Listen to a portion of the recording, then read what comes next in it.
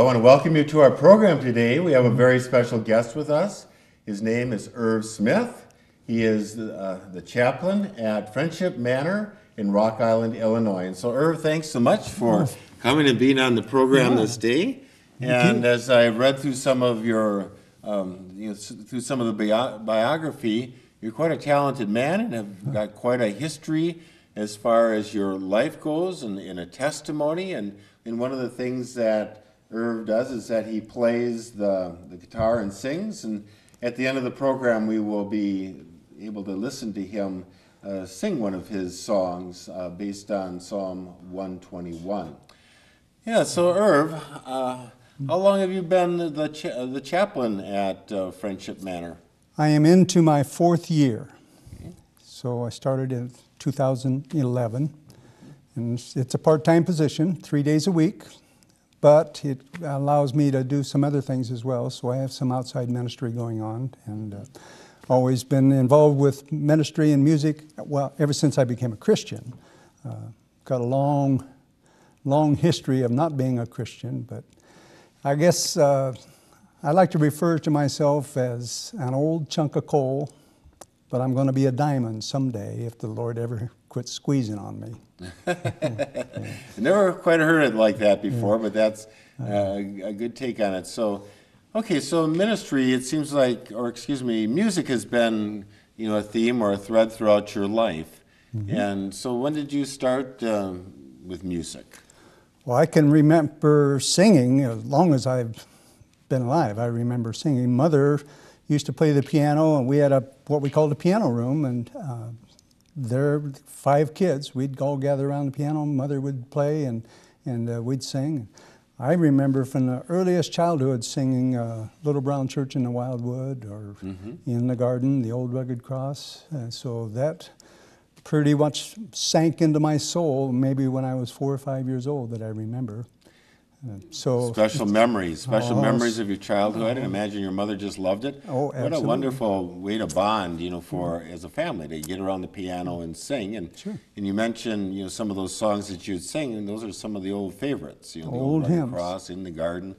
And so, as we, think about those old songs, those are ones that we continue to enjoy singing today.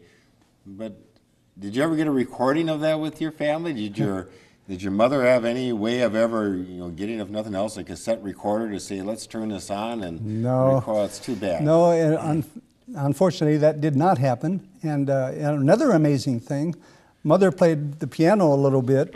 She wasn't much of a singer, but I'm the only one of all of our family that turned out to be musical. Okay. None of my siblings sang or played any kind of instruments, but music was always in my soul. I fell in love with the saxophone. I remember sitting on the stage playing a saxophone playing an air saxophone because one of the bands playing had twin saxophones. So I took a saxophone in 5th grade. In 7th grade, I was playing in the high school band. Oh, wow. And then along come the guitar, and then of course that kind of pushed out the saxophone. And so I would guess I've always pretty much been good with music, but I haven't always been good around music. Yeah, well, when you think about music, it's a gift that God gives to us, whether it's being able to sing, play the guitar, the piano, saxophone, all of the above. Yeah. And of course, a gift to be able to praise Him with, which you are doing, but you can mention that music is good, but you haven't always been around the right influences. So you went from playing saxophone in high school, then to picking up the guitar, and so after you graduate from music is something that you can enjoy throughout your whole life. But then after high school, then that kind of led into then playing with a band that would perform at different places. Son? I was playing in the bars and nightclubs before I was 21 years old. Okay. And you had to be 21 back then to even be in there. But I was sneaking in because I could hide up on the stage, and if there was any kind of ID check or anything, I was pretty much exempt because I was with the band. So, but that's the way it started. Then alcohol kind of took over my life, and I like to refer to me and Johnny Cash, we fell into a ring of fire. Okay. I went down, down, down. So, but God has been faithful to me, even when I didn't realize or honor God in any way, shape, or form. God has been faithful to me. And I can see that now as I look back. And that's what you'd say with alcohol. It's just down, down, Down. down. I mean, how far down do you have to go before you realize that this isn't any fun anymore, or this is not a good lifestyle? I mean, how far? Maybe that varies from person to person. It varies from person to person, but the sad thing about alcohol and alcoholism, even when you come to that realization, hey, this isn't working, you can't do anything about it. You're trapped. You're in captivity. And I want to quit, but you can't. It's like being on a merry-go-round that goes round and round and round. For most people, the merry-go-round stops and you get off. Not with the alcoholic. Keep on going. Let's keep on going. Yeah, so you refer to it as like a bondage, or as a bondage. Yeah. And you are sober now. Yep. You've been sober for quite a few years. Let me see, 37? 37 years. Yeah, so how were you able to get off the merry-go-round, so to speak? That's a long story. I'll give you a short version. Yeah, give us a short version. A friend of mine introduced me to a lady by the name of Betty, old enough to be my mother. I used to play music with her husband. They were divorced. I was divorced. I'd be down and out, and I'd call Betty on the phone. She'd tell me about Jesus. I wanted her to hear my sad story of woe, but tell me about Jesus. I'd get mad and hang up. But be drunk, singing Old Lonesome Me, and call her up again. And she used to tell me, Irv, you'll never get your life together without Jesus. And then, of course, she explained to me that we're all sinners and everybody's sin. And even though my alcoholism might be considered sinful, or might be a disease, whatever it still had a hold of me. I was still in captivity. I wasn't free. And she said, I'll never get free without Jesus. And so I tried to receive Jesus back when I was drinking, and this would have been 1974. I was down and out one night and just kind of tried to have a relationship with this Jesus. And God, Jesus, if you'll help me quit drinking, I'll go to church. I'll do what Betty says.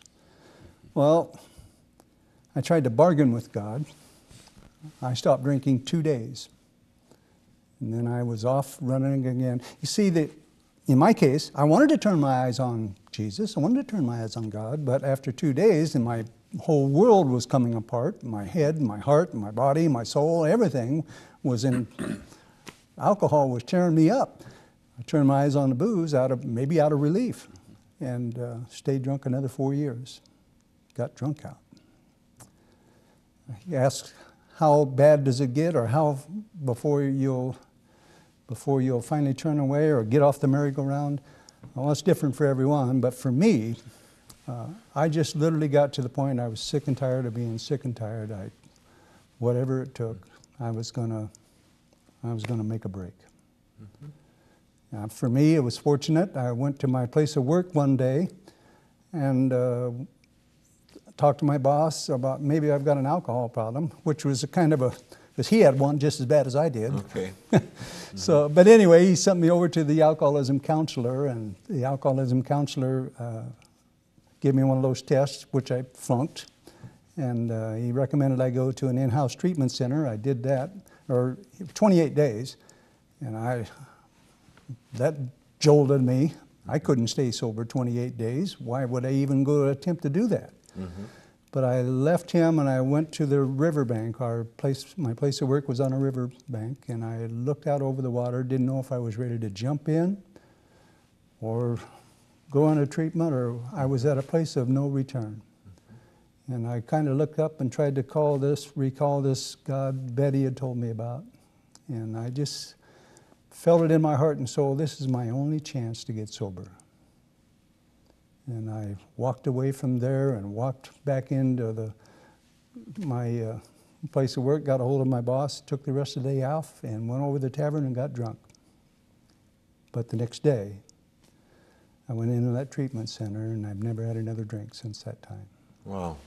Thank the Lord. Yeah. So that's the way it worked for me. Now, I've been around drunks, tried to help lots of people get over their drinking, and some it works, some don't. I don't know the answer to that riddle. Yeah, it's just such a powerful substance, and when it, like you say, when it gets a hold of you, and that it puts you in that bondage, and it's not an easy one to break. And so we're very thankful that the Lord has been gracious, got you into the right place, and then you had some aftercare program then after that too? Yeah. Got into a program to help me stay sober, stayed sober 4 years. Was able to do anything I wanted to do, go anywhere, do anything. But I was still doing a lot of things that I knew weren't right, that didn't match up to my early childhood rearing. I was still, I guess I was they referred to it maybe as if you sober up a horse thief and all he does is get sober, he's still a horse thief. Mm-hmm. And that's kind of the way I saw myself. I was sober, but yet I was not doing what I should be doing, not living the way I should be living. So one thing led to another. God kind of led me, and this person and that person. I ended up going to a religious retreat where I was able to finally come to the understanding I needed to surrender all of my heart, body, soul, strength, and mind to the Lord. I did that. Boy, and the Lord put a song in my heart. I haven't quit chirping ever since. Just, wow, He set me on fire. Yeah. So when you think about being filled, you know, all those years of being filled with the wrong substance, but now being filled with the Holy Spirit. Yeah. And what a difference that has made in your life. And because that was one of the questions, or the question I was going to ask you is, how did you then, because you are an ordained minister. Sure. And so is it just kind of then the next step was that God was now calling you and pulling you into the ministry? Mm-hmm. I pretty much knew right away that God was calling me into ministry. I knew that. In my heart, I knew that. Didn't have any visible signs on the outside or I didn't have any church relationship. I didn't know anything. But I had a hunger for the Bible. I had a hunger for Christian music, and I had a hunger to serve God. So that just kind of, finally got into a church, and I got into Moody Bible Institute, and I started to take classes, and it took a long time. Took me 10 years to get a 2-year degree at Moody Bible Institute, but well, good for you. Faithful. Yeah. Okay, so, you know, as far as your ministry goes, or throughout your ministry, you've served in a lot of different areas, haven't you? Yes. Yeah. And so, have you been like a pastor in a church, as an example? Was that one of your callings? My first church I took was in 1994 as an interim pastor. And interim pastoring is really, that's my niche if I'm going to be in church work. Okay.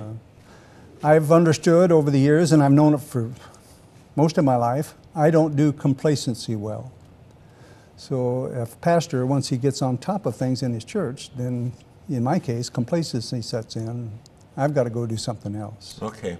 So I've been in 8 different churches over the last 21 years. Mm-hmm. Most of them year to year and a half. I think the longest one was 2.5 years. Mm-hmm. Well, interim work is very important. Right. Very important, helping congregations transition from pastor to pastor. Yeah, okay, so then your ministry of music. Mm-hmm. And so I think of, like in Colossians chapter 3, you know, making melody in your heart, singing hymns and psalms and spiritual songs, making melody in your heart, and that's something that God continues to do in your life. Absolutely. I fell in love with the elderly and fell in love with the old church hymns and any old songs, Let Me Call You Sweetheart, or I don't do anything new. Everything I do is old. But my audience or my genre and where I perform it is in elderly places, and so it fits real well. Yeah, well, you're the chaplain of Friendship Manor in Rock Island. Sure. But you sing at other nursing homes as well, then. Correct. I mean, that's quite a ministry. So, like how many nursing homes do you play at? I end up doing more memory care units right now in the Quad Cities. Okay, memory Let me care. see, I'm 1, 2, 3, 4. I do 4 memory care units every month, and then I do like a nursing home and 3 assisted living places. Of course, at Friendship Manor, I sing every week at Friendship Manor. In fact, I sing twice a week at Friendship Manor. So that's, if you count Friendship Manor, I'm probably doing 12 or 14 each month. And I sing the same songs over and over, and I have for over 30 years I've been doing that. Especially like a memory care unit, you know, that's something that they're going to be able to relate to are the old hymns and songs that they've known probably since they were little children. It is amazing the effect that has. They can be totally in another world. I mean, they could, all of a sudden they'll be talking about their little childhood or something, or their puppy that they had, and then you start singing in the garden, and they'll just switch and sing the words. Isn't that something? That's amazing. Yeah. I mean, they don't even know if it's daylight or dark out, but they can sing those songs.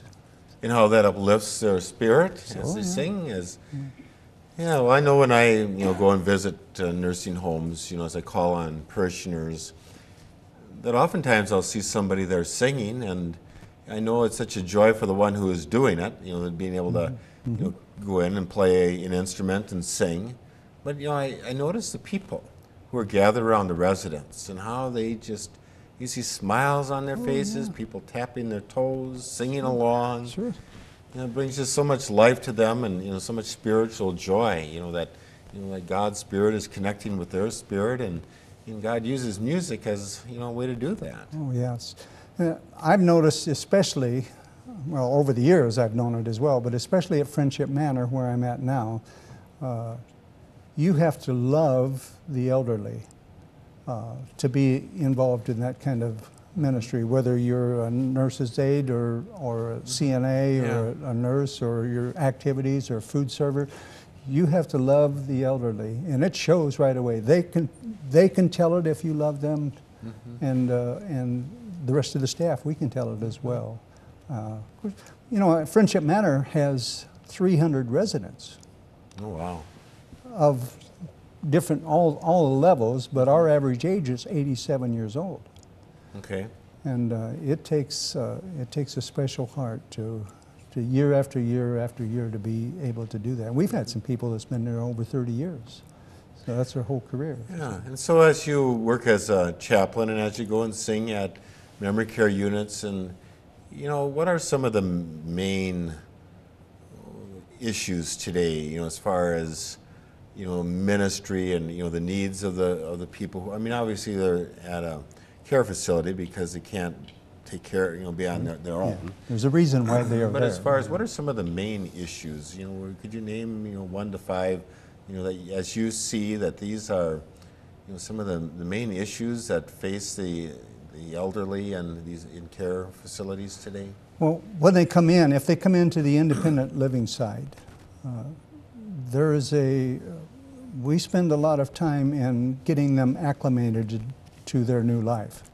I mean, oftentimes they're coming because their spouse has passed away, or if they come together, they're facing that loss of, well, I've just given up my home and now I'm going to have to give up my car, and of course you can have a car at Friendship Manor, but we provide transportation so that first step is getting out of their old life into this new life. And there's a grief in that. Right, there's a grief in that. And there's also a lot of confusion because we're a big place. We have 4 big apartment buildings and a dining room area and then a nursing home. So we're spread out. They don't know where to turn. Which way do I turn? Do I turn left or I turn right? Yeah. So there's a lot of focus helping the people get acclimated. Okay. And of course then on the other end of that spectrum, not maybe 1, 2, but is the end of life issues. And one of my very dear residents that I've been in ministry with for now in the 4th year is just at the end of her life. So you have a lot of personally, I have a lot of contact then with family, and so there's a bereavement. With the family. With the family, Sure. and you enter into that with them. And our place has so many activities too, so, I mean, people are busy.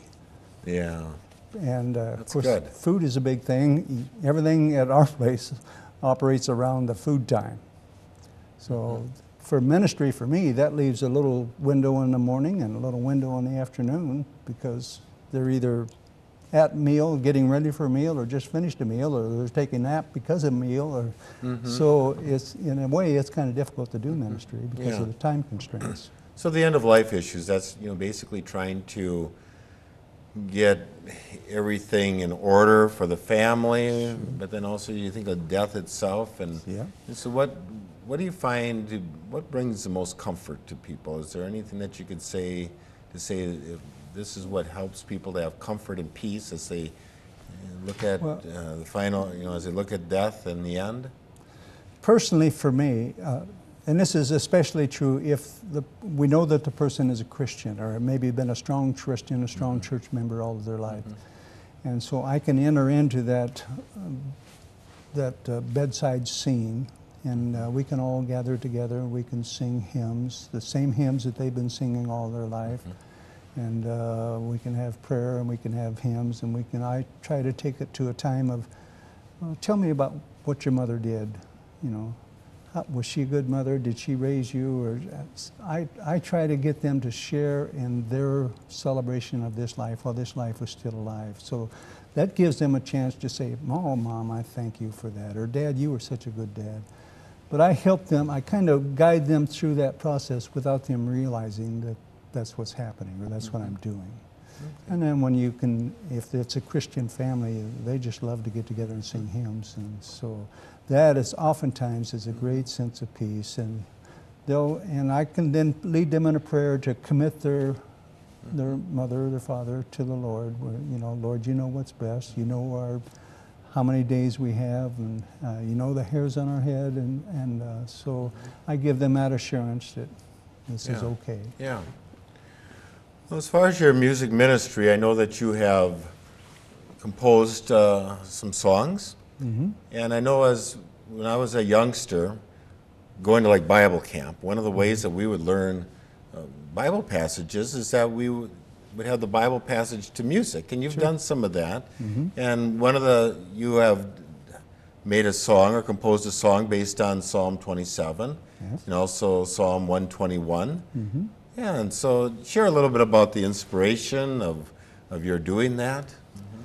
Well, back in 1985 or 86, I was taking some Bible classes at a Mennonite Bible conference, and taking a class of Psalms. One of the assignments was to take a psalm and put it to music. I accepted that challenge and went home from the class and worked on it for the next 3 days. By the time I went back to the class, I had Psalm 121 put to music, all finished, polished, and I'm still singing it today. Never had it published, but it's my song. I know it from my heart, and love that psalm, and then also like the way the music turned out too. Here again, not to tell you what to do, but he has a very nice voice, and he can really play the guitar, just really a calming, soothing sound that he has. That, you got a couple of psalms that you've done, but then there's some of those old familiar ones, like the Old Rugged Cross and In the Garden, Sweet By and By. That you should make a CD of what you've done. I think that would be something that people would really enjoy listening to, and I think that I encourage you to do that, whether or not you'll ever do that. But here again, I'm not here telling you what to do.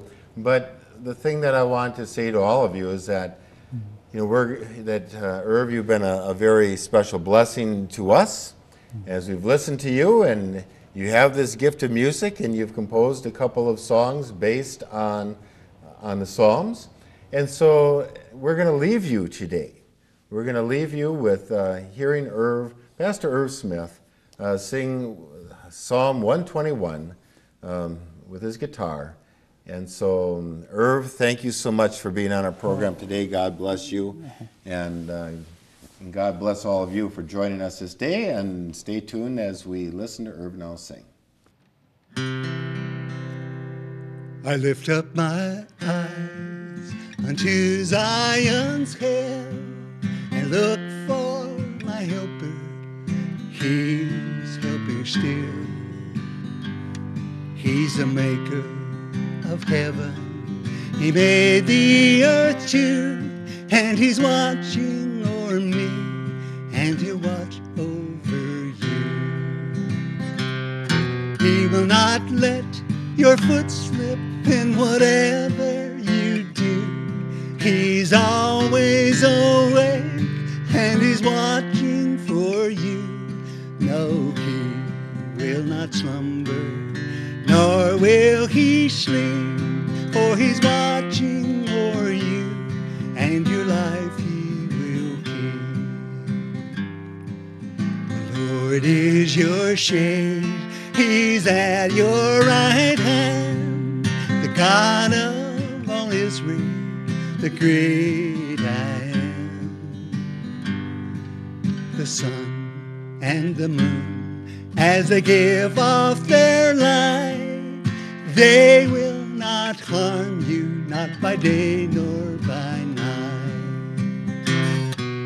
The Lord, he will keep you with all of his might. The Lord, he will watch over all of your life. Oh yes, he'll watch as you come, he'll watch as you go, both now and forever. His love he will show. Yes, he'll watch as you come, and even as you go, both now and forever. His love